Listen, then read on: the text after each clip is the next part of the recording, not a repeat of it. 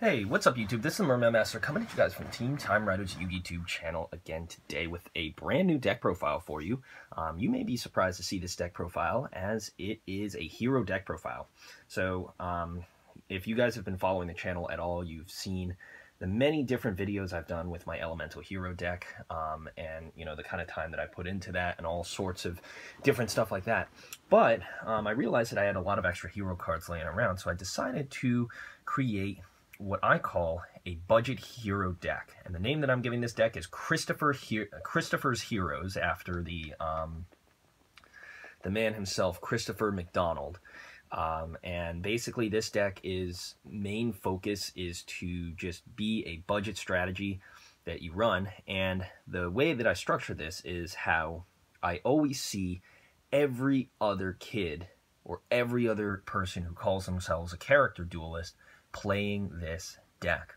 Now, this hero deck is not designed to focus around the OG heroes, but more so to have a couple of OG hero stuff in there, but is, you know, sort of built to not be as dependent on them.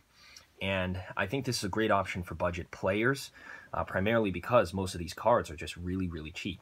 And I don't think, you know, aside from maybe one or two cards, there's not a single card worth more than $5 in this deck. So it's an awesome option that, you know, if you really want to play a Jaden-centric or Jaden-focused deck and you don't want to spend the money on, you know, some crazy, like, rare fusion monsters, or you don't really care about the accuracy of his fusion monsters from the anime, and you're like, you know, you're willing to play some manga stuff or willing to use some workarounds, like, this is the perfect build for you.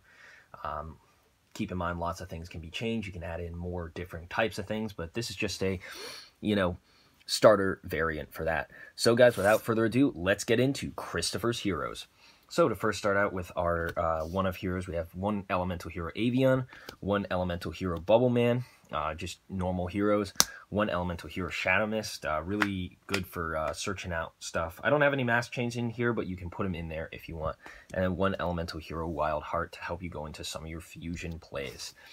So that's one of heroes, and now we have the two Necroshade in here and the two Blade Edge. These heroes are just very awesome. I run them personally two in my deck, and I've been testing this out for a little bit. But you know, lots of hero players like who build or who try to build anime decks. Since this is my first deck time building a deck like this, you know how everyone else builds their Jaden decks. I'm starting to see why a lot of people prefer one Necroshade and one Blade Edge. So that might be something that changes. Take it out for like Sparkmans or Claymans or something like that. Another really cool card. Running most of like the good guys. Of course, we've got one elemental hero, Neos, because he's Jaden's main man. Next, we're running one Ocean and one Woodsman. These guys are really great to pull out of the deck or pull out of the graveyard and special summon. Or, you know, grab back any polymerization or any just monster from your graveyard to your hand that has elemental hero or hero in its name. So really, really cool card. The next card that we're running is going to be one elemental hero Prisma. Very awesome, cool, fun card. Lots of interactions can be occurred with that. You can send whatever you want to the graveyard, like Necroshade or something like that. I'm thinking about bumping this up to 2 or even 3 in this particular deck, primarily because of how, you know, how useful it is, as well as just, you know, not really having too much of a searchability function. But it's definitely something that I'm playing around with the ratios right now, trying to decide whether or not I'd like to do it, but you know, results are pretty promising on that end, so, you know, don't hold your breath, but at the same time, beware that, you know, some changes with that could be coming. So there's that. Then we have one elemental hero, Neos Alias. Really, really cool card. Very good for just, like, you could summon him on the field, and he's a 1900 beater, and then he can also help you go for some other really awesome cards. And then the last card that I have for my heroes is one copy of Vision Hero Vion for helping you fetch your polymerizations and stuff like that. Then we have 3 copies of King of the Swamp, who can count as any fusion monster listed on a fusion material card, including, of course, like UFO-roid fighter, and can also help you go for your just, you know, other cool fusion monsters that you like. So that's it for the monsters. Now moving on to the spell. Wouldn't be a hero deck without 3 copies of E-Call. Really cool card. Helps you search an E-hero from your deck to your hand. Then we have 3 copies of The Hero Lives.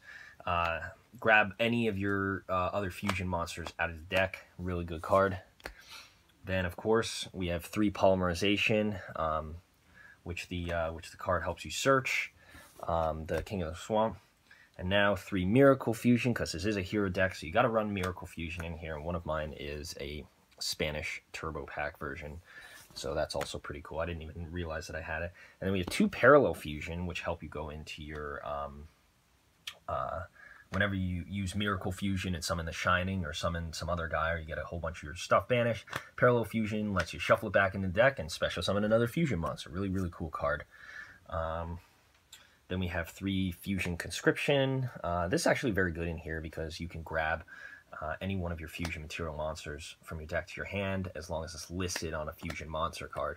So you just grab whatever you want, but you can't summon it and its effects are negated. But most of your elemental heroes really don't have any kind of, you know, effect stuff like that. So usually you just grab something with Fusion Conscription and either wait till next turn to use it or just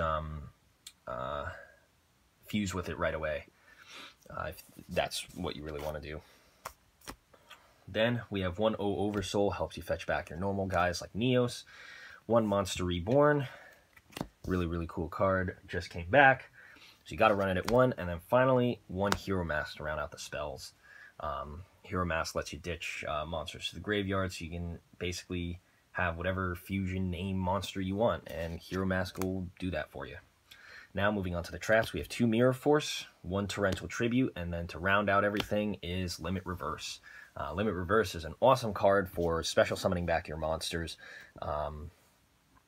and just like you special summon back your Woodsman because he's got 1,000 attack, or your Avion or something like that. Go for a fusion play or fetch your polymerizations and stuff from your deck to your hand.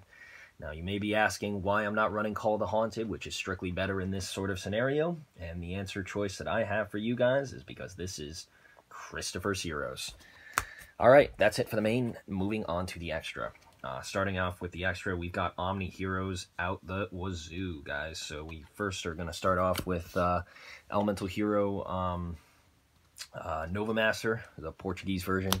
Elemental Hero Great Tornado, E-Hero Absolute Zero,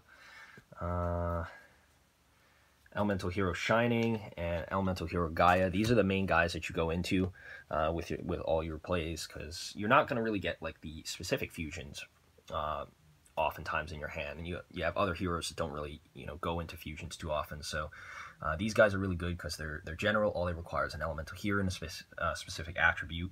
So that's really cool, and allows you to do some cool plays.